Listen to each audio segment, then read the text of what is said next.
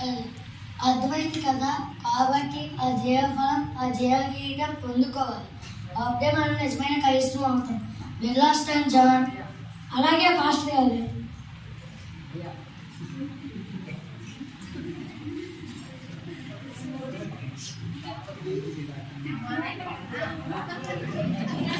ఆ జీవరక్ష ఫలం, ఆ జీవ కిరీటం పొందుకోవాలంటే నేనేం చేయాలి? ఏం ఆలోచిస్తున్నావు జాన్? అయ్యగారు నన్ను మీరు చెప్పారు కదా, ఆ జీవరక్ష ఫలం, ఆ జీవ కిరీటం పొందుకోవాలంటే ఏం చేయాలి? దేవుడు చెప్పిన విధంగా జీవిస్తే చాలు. యేసయ్య చెప్పింది 3 ముక్కల్లో చెప్పండి. మత్తయి సువార్త నుండి ప్రకటన గ్రంథం వరకు 27 పుస్తకాలు కలిపి 3 ముక్కల్లో చెప్పాలా? దేవుడు 2 ఆజ్ఞలు పాటిస్తే చాలు. నీకు చెప్తా. నీ పూర్ణ హృదయంతో నీ దేవుణ్ణి సన్నతించాలి. నీ వల్లే నీ ఇరుగు పొరుగు వాడిని జీవించాలి. ఆ 2 ఆజ్ఞలు పాటించు.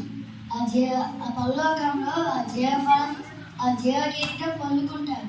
వెళ్ళొస్తాను జాన్. దేవుడి నీటి ఉండును గాక. ఆమేన్. అంతేనా?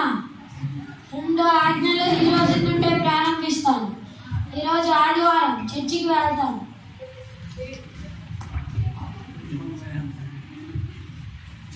Hi John, my best friend. ఈరోజు జరిగే మా ఇంట్లో ఫంక్షన్ కి రావాలి.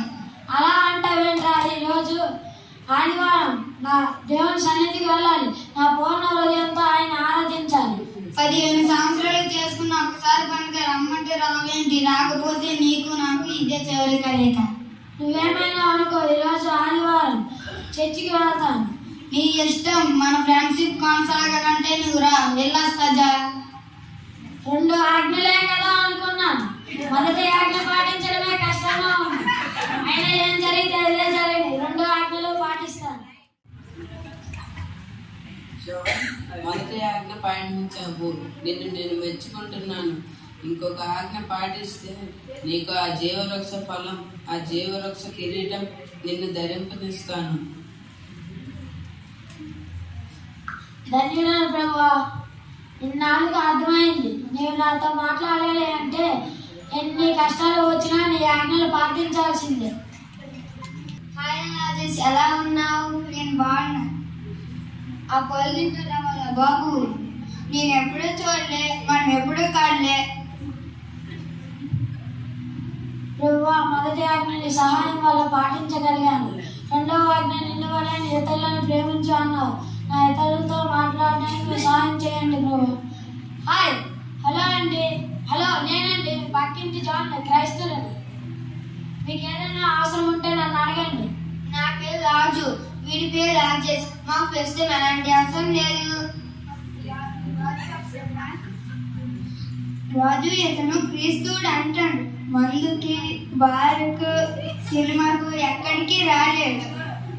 ఏంటండి గుసగుసలు? సరేనండి, నాకు ఆఫీస్కి టైం అవుతుంది. వెళ్తాను, మళ్ళీ కలుద్దాం. పద రాజేష్. అమ్మయ్య, ఈరోజు డ్యూటీ అయిపోయింది. కాసేపు ప్రార్థించి పడుకుంటాను. అమ్మా, యాక్సిడెంట్ అయింది. హెల్ప్ చేయండి. అయ్యో, ఏదో వ్యక్తి యాక్సిడెంట్ లా ఉంది. కొన ప్రాణంతో కొట్టుకుంటున్నాడు. అయినా నాకు ఎందుకులే, డ్యూటీకి టైం అవుతుంది. వెళ్తాను. జాన్, చెప్పండి ప్రభువా. మొదటి ఆజ్ఞ పాటించావు, 2వ ఆజ్ఞ మర్చిపోయావా? లేదు ప్రభువా, 2 ఆజ్ఞలు పాటిస్తాను. ఆ జీవవృక్ష ఫలం, ఆ జీవ కిరీటం పొందుకుంటాను. మరి ఈరోజు ఉదయం ఒక యాక్సిడెంట్ అయిన వ్యక్తిని చూసి పక్క నుండి వెళ్ళిపోయావు ఎందుకు? అదే ప్రభువా, మీరు అక్కడే ఉన్నారా ప్రభువా? నేను నీ పక్కనే ఉంటాను. నీవు నా బిడ్డగా మారి నీవు ఎక్కడుంటే నేను అక్కడే ఉంటాను. నాకు ఆఫీస్కి టైం అవుతుందని కనీసం పట్టించుకోకుండా వెళ్ళిపోయాను. అయినా నా పొరుగువాడు కూడా కాదు కదా. నీ పొరుగువాడు అంటే నీ ఇంటి పక్కన ఉన్నవాడు కాదు, నీ చుట్టూ పక్కల ఉన్న ప్రతి మనిషి కూడా నీ పొరుగువాడే. క్షమించండి బ్రహ్మ, ఆఫీస్కి టైం అవుతుందని ఆపదలో ఉన్నా కూడా కనీసం పట్టించుకోకుండా వ్యవహరించాను. ఇక నుంచి నా ప్రవర్తన మార్చుకుంటాను. ఆ జీవ కిరీటం పొందుకుంటాను. కొన్నాళ్ళ తరువాత జాన్ ఆ విధంగా జీవిస్తూ దేవుడు చెప్పిన ప్రతి దాన్ని పాటిస్తూ ఉన్న కొన్నాళ్ళ తరువాత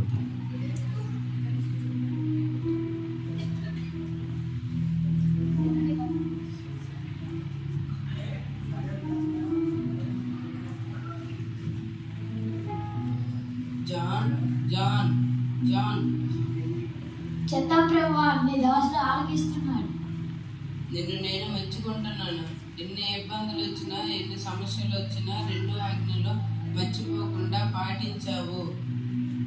నీ కొరకు దాచి ఉంచిన ఆ జీవవృక్ష ఫలం, ఆ జీవ కిరీటం నీ కోసం సిద్ధం చేసి ఆ పరలోకపు ఇంటిలో దాచి ఉంచాను.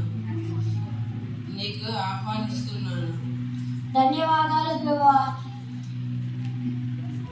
నిజంగా నేను ధన్యుడనైతే చిన్న మనవి నీకు అంగీకారం అయితేనే చెప్పు జాన్. నీ సన్నిధికి నేను ఇప్పుడే వచ్చేస్తే ఈ లోకంలో ఉన్న పాపుల కొరకు, ఆపదలో ఉన్న వారి కొరకు, సహాయం కోరే వారి కొరకు ప్రార్థించేది ఎవరున్నారు? వారి గురించి నేను ప్రార్థించాలి. ఆ ప్రార్థన వినులు వారికి సహాయం చేయాలి. సహాయం పొందుకున్న వాళ్ళు నిన్ను స్తుతించాలి. అది చూసి నేను నిన్ను కనపరచాలి. జాన్, నిన్ను నేను మెచ్చుకుంటున్నాను. నీకు నా పరలోక సన్నిధికి ఆహ్వానిస్తున్నాను. ప్రభువా, చిన్న మనవి, నా స్వరం, నా నోటి నుండి స్వరం రానప్పుడు నీ పని కోసం నా కాళ్ళు చేతులు సహకరించుకున్నప్పుడు నీ పరలోకానికి తీసుకోండి ప్రభువా. అంతవరకు నన్ను ప్రార్థించే శక్తి, సహాయం చేసే శక్తి ఇవ్వండి ప్రభువా.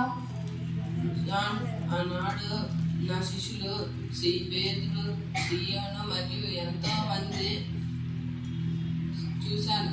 వాళ్ళలో నీ పేరు కూడా రాస్తాను. వెళ్ళు,